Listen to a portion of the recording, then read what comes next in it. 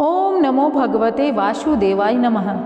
प्रिय भक्तों, अपने धर्म ग्रंथों और तस्वीरों में देखा होगा कि भगवान विष्णु शेषनाग की सैया पर विराजमान रहते हैं और देवी लक्ष्मी बड़े ही प्रेम पूर्वक उनके चरण दबाया करती हैं। दोनों का यह दृश्य देखकर उनके भक्त यही चाहते हैं कि इन दोनों में ये प्रेम सदा बना रहे। लेकिन ऐसा एक बार क्या हो गया कि आपस में लड़ पड़े थे माता लक्ष्मी और भगवान विष्णु। इस बात की जानकारी हम आपको एक कथा के माध्यम से बताते हैं। भगवान विष्णु और माता लक्ष्मी के बीच में लड़ाई क्यों हुई।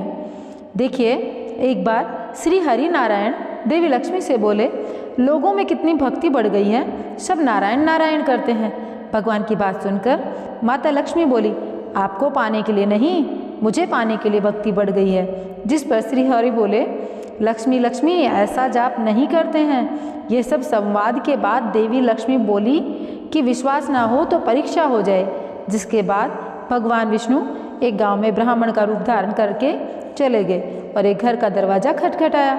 घर के यजमान द्वारा खोलकर पूछा, आप कहाँ के हैं? तो प्रभु बोले, हम तुम्हारे नगर में परमात्मा का कथा कीर्तन करना चाहते हैं। जिस पर यजमान बोला, ठीक है महाराज, जब तक कथा होगी आप मेरे घर में रहना।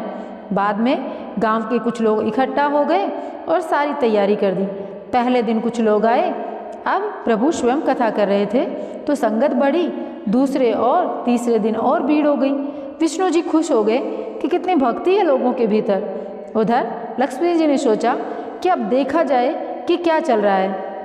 तब देवी ने बूढ़ी माता का रूप लिया, उस नगर में पहुंची जहां एक महिला ताला बंद करके कथा में जा रही थी कि देवी उसके द्वार पर पहुंची। बोली, बेटी जरा पानी पिला दो।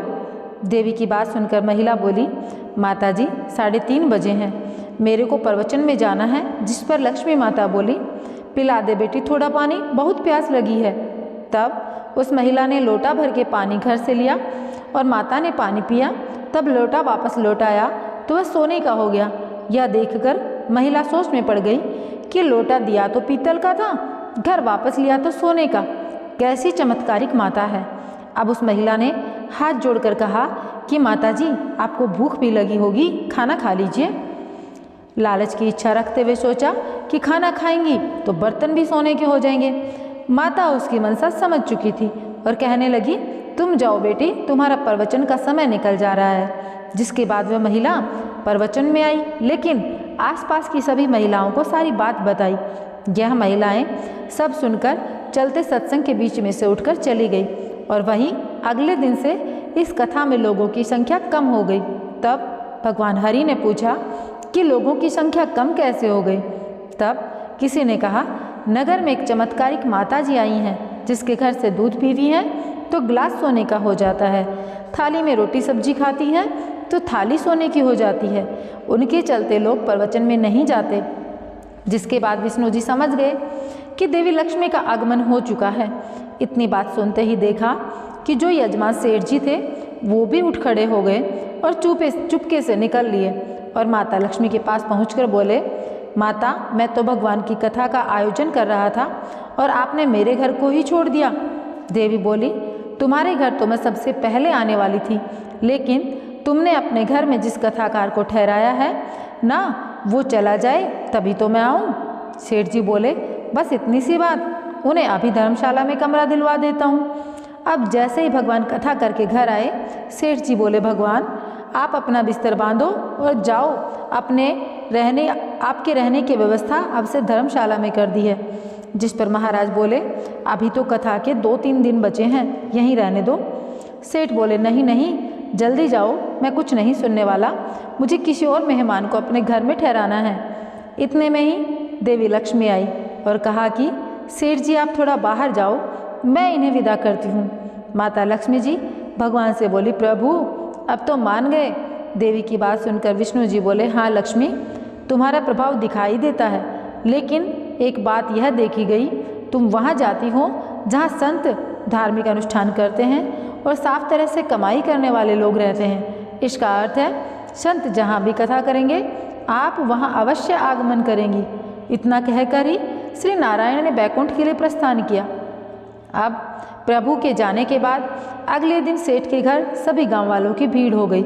सभी चाहते थे कि यह माता सभी घरों में आए, लेकिन विष्णु जी के जाने के बाद देवी लक्ष्मी ने सेठ और बाकी सभी गाँव वालों को कहा, अब मैं भी जा रही हूँ। सभी कहने लगे, माता ऐसा हमसे क्या भूल हुई?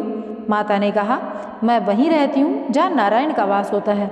आपने नारायण को तो यहाँ से निकाल दिया, मैं यहाँ कैसे रह सकती हूँ? और वो चली गई। तो प्रिय भक्तों, आपने जाना कि आपस में क्यों लड़ पड़े थे माता लक्ष्मी और भगवान विष्णु।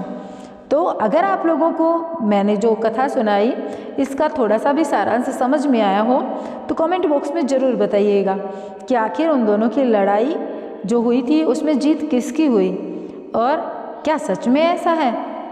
वैसे मुझे अगर मैं आप लोगों को बताऊं तो मुझे लगता है कि आज के इस ज़माने में, इस कलयुग में सच में ऐसा ही है।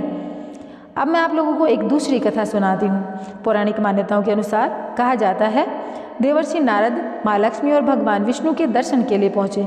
भगवान विष्णु निद्रा में थे तो नारद जी ने प्रतीक्षा करना ही उचित समझा। तभी नारद जी ने देखा कि माँ लक्ष्मी को भगवान विष्णु के चरणों के पास बैठकर पैर दबाते हुए।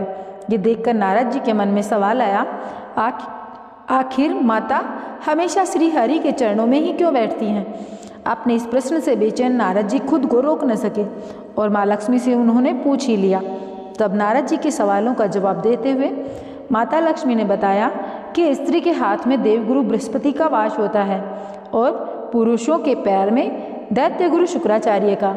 ऐसे में जब माँ लक्ष्मी श्रीहरि के चरणों के निकट बैठती हैं तो इससे शुभता का संचार होता है और धन का आगमन भी। यही वजह है कि माँ लक्ष्मी न सिर्फ हरि के चरणों में निवास करती हैं बल्कि भगवान विष्णु के चरण भी दबाती हैं।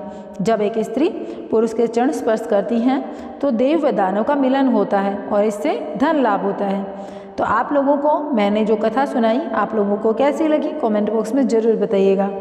देखिए, हिंदू धर्म में माँ लक्ष्मी को धन की देवी कहा गया है। इन्हीं की कृपा से व्यक्ति को जीवन में धन धान्य की प्राप्ति होती है। माँ लक्ष्मी विष्णु प्रिया भी हैं। यही वजह है कि माँ लक्ष्मी हमेशा भगवान विष्णु के साथ वैकुंठ धाम में विराजती हैं। भगवान विष्णु और धन की देवी लक्ष्मी दोनों एक दूसरे के पूरक हैं। एक तरफ श्री हरि विष्णु को सृष्टि का पालनहार माना जाता है तो वहीं देवी लक्ष्मी को सृष्टि का संचालक। मान्यता है कि जिस व्यक्ति पर भगवान विष्णु और माँ लक्ष्मी की कृपा होती है उसे संसार में समस्त सुखों की प्राप्ति होती है। अक्सर धार्मिक तस्वीरों में देखा जाता है कि माँ लक्ष्मी विष्णु जी के चरणों के निकट बैठती हैं। तो आज मैंने आप लोगों को वही रोचक तथ्य जो कि आपने धार्मिक तस्वीरों में देखा वह यहाँ पर बताया। तो आप लोग अगर मेरी इस कथा से थोड़ा सा भी संतुष्ट हुए हों, थोड़ी सी भी पसंद आई हों तो ज़्यादा से ज़्यादा शेयर कीजिएगा और कमेंट बॉक्स में लिखिएगा ओम नमो भगवते वासुदेवाय नमः। तो प्रिय भक्तों, मिलूंगी एक नए वीडियो के साथ में। जय श्री कृष्ण, राधे राधे। भगवान श्री हरि और माता लक्ष्मी की कृपा आप पर सदा सर्वदा बरसती रहे।